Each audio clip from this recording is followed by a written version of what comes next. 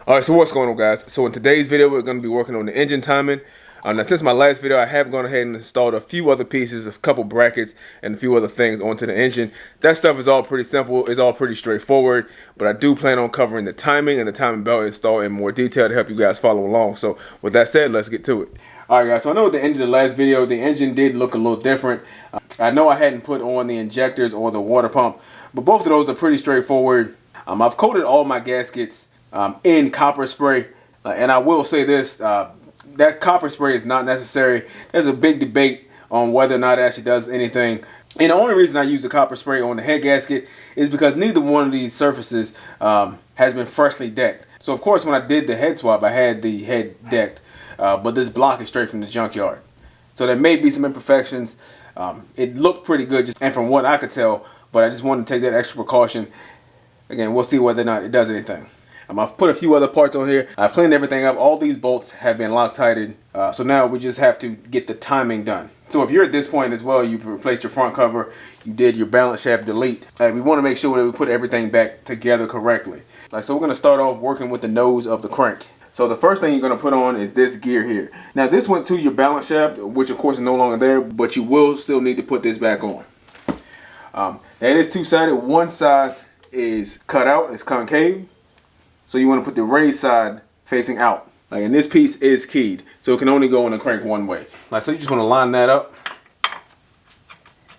and slide that on. Alright, so next is going to be our trigger wheel or trigger plate. If you notice, this is raised on one side, and the raised side goes out. And this is also keyed. Alright, so the next piece is going to be this gear here. This is the gear for our timing belt. Again, just like everything else, you can see it has a raised center. I actually still have my bolts in here for my crank pulley, but this is keyed as well.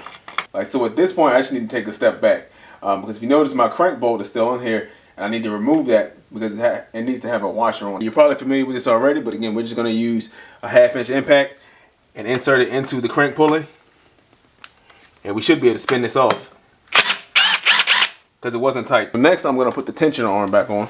It just slides on right here by the engine bracket.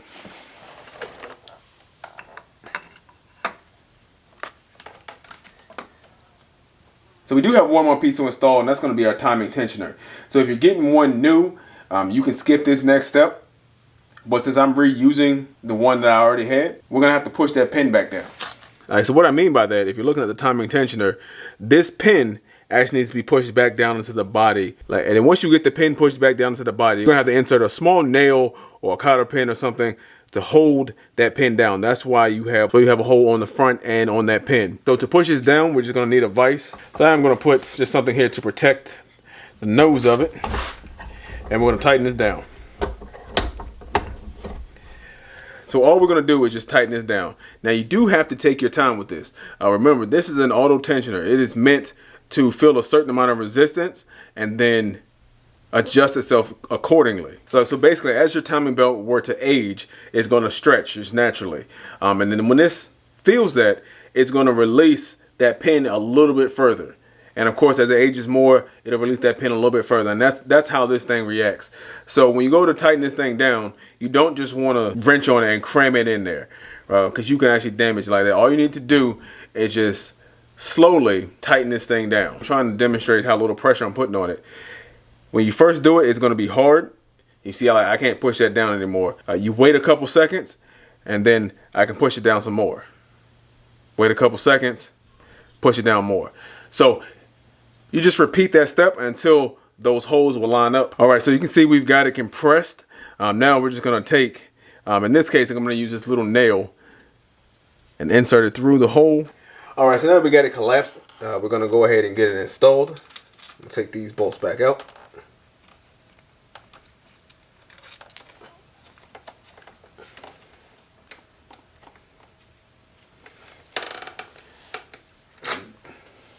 And that is how that sits.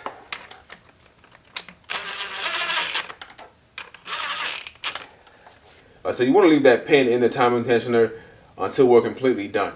And now we're going to move on to actually timing the engine. And we'll start down here at the bottom. So if we look down here at this pulley, we can see that it has a little arrow on it. On this particular one, it has a white mark. I know a lot of them are like that. But you want to line that arrow up with this piece here that's actually sticking out of the front case. You want those to be lined up. But that is to set the timing on our oil pump. And next you would move on to setting your balance shaft. That would be here, but of course I don't have one, so I can't show you guys that. So of course we're gonna skip that step. So now we just need to turn the crank over. I'm gonna use my 22. So if you guys can see in the trigger plate, there's a little cutout. So what you're gonna do is line that notch up with this point here that's right below this bolt. So if you guys can see it, it's right there at the tip of that screwdriver is where you want this notch to be.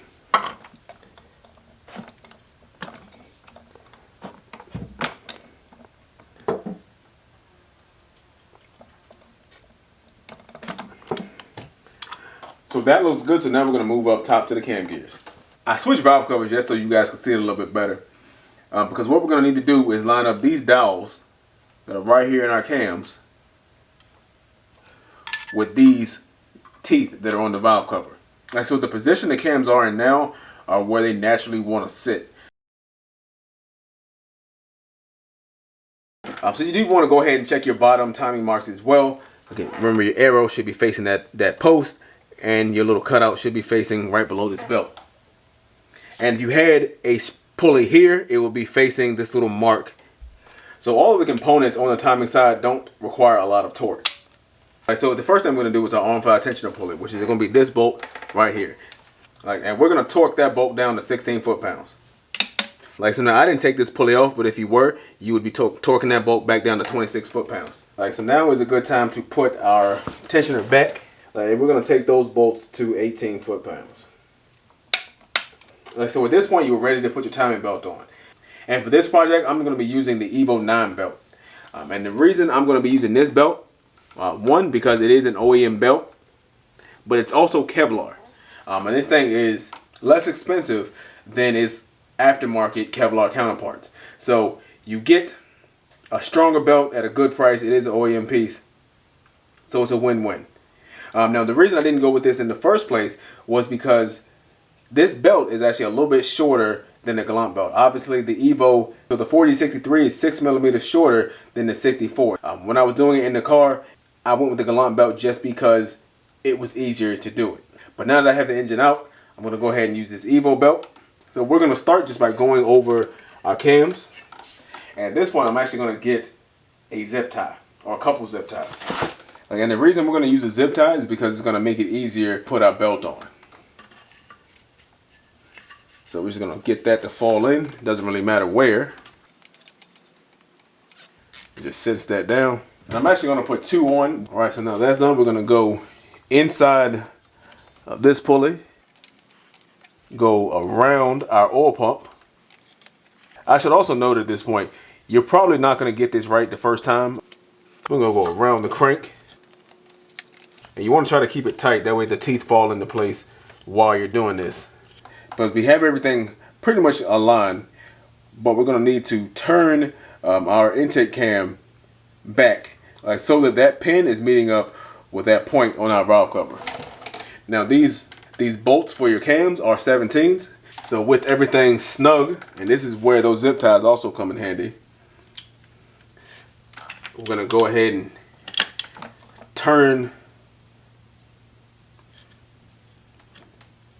the cam back so that it tightens up against the belt. All right, so now we can go ahead and tighten our pulley. And they do make a special tool for this, but all you really need is a small pair of needle nose pliers, because those will do the same job and allow you to turn it. So you can see as I'm doing this, you can see the belt is getting tighter. You want to put a good amount of force on it, because you want to remove all the slack that's in the belt. So there shouldn't be any slack over here, up top, nothing. So, and then we can just tighten this bolt down.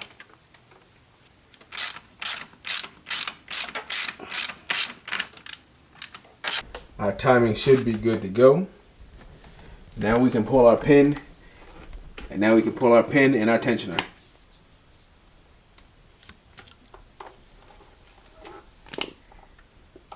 And there we go.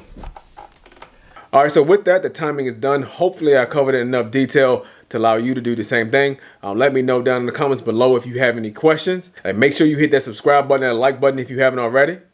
Have a great day.